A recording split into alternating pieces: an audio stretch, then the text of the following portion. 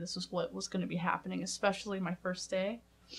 And she has tweezers, and she's like, okay, well, this is a head, this is the arm, this is a leg, and then she hands them over. So, oh, here you go. Can you show me some of the parts I just showed you? The main nurse was always trying to make sure that we got our specimens. No one else really cared, but the main nurse did, because she knew that Planned Parenthood was getting compensated.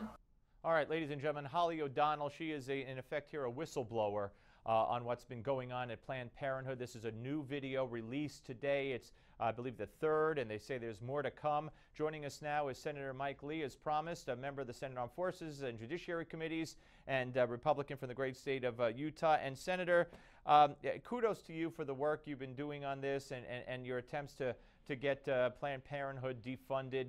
I don't know that we've seen, I mean, the Gosnell trial was certainly as gruesome as it comes, but the government is funding this group. Yes, the government's funding this group, and this is not okay.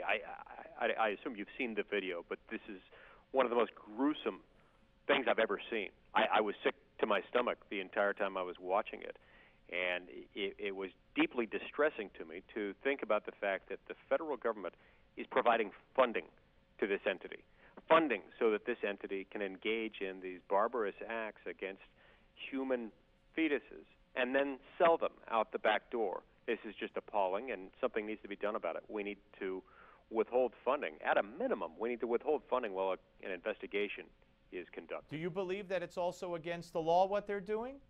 I think it is arguably against the law, and that's one of the reasons why an investigation needs to be conducted.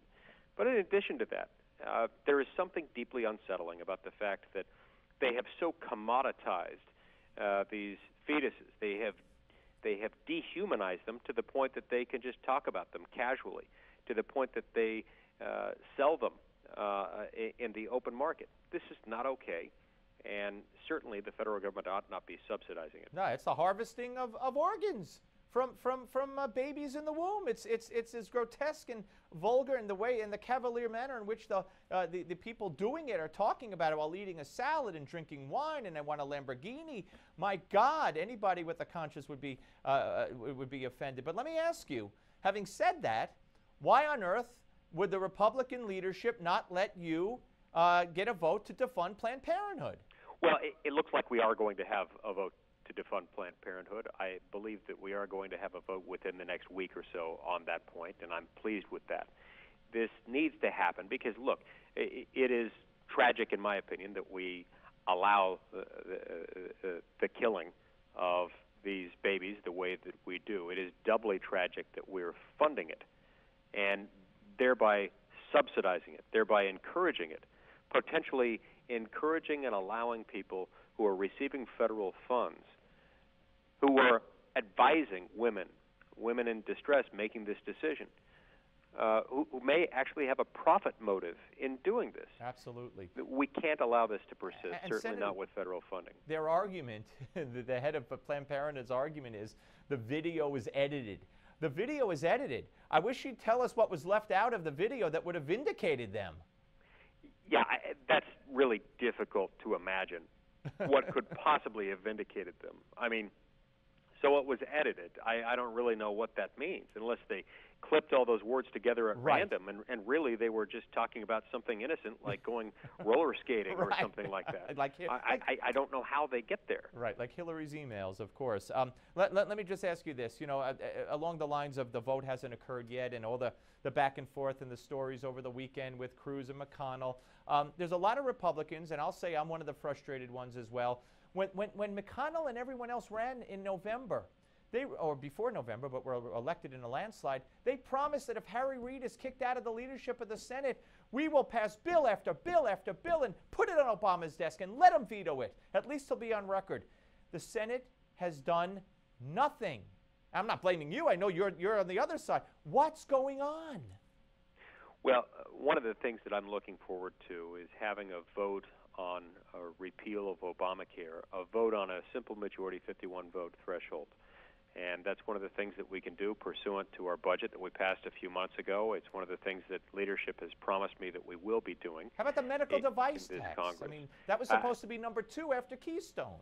Yes, and I'd love to see us doing that as well. And Why why aren't they, Senator? In your view, why is McConnell not moving this stuff? You know, I have a policy of not speaking for my fellow members of the Senate. So you'd have to ask him what the strategy is there. I do look forward to having both of those. Is it frustrating to you, though, sir? Oh, well, look, there's no one who works in the Senate who doesn't regard it as frustrating. There's no question about that. But, you know, we can continue to fight, and we will continue to push for the votes that we need to have, the votes that we need to have to pass good legislation, and also to demonstrate the contrast between Democrats and Republicans, between the big government message of liberalism and the pro-individual message of conservative. I hope that comes through. We got. I just want you to hear, and we got less than a minute. Here's President Obama today overseas. Listen to this. Under our Constitution, I cannot run again. I can't run again. I actually think I'm a pretty good president. I think if I ran, I could win. But I can't. What do you say to that, Senator? Look, it may well be true. I don't know. The beauty of a statement like that from his standpoint is that it can never be and will never be proven or disproven. But that's one of the reasons why we have a constitutional amendment limiting presidents to 2 terms, is that there is tremendous power in incumbency. And especially with the President of the United States, some would say the leader of the free world, some would say the most powerful person on planet Earth, that's an additional reason to limit the terms to 2. Sounds good. All right, Senator Mike Lee, appreciate your time, sir. Thank you very much. Thank you. All right, folks. Up next, Jonathan Tobin and Christopher Hahn will weigh in on the panel. Don't go away.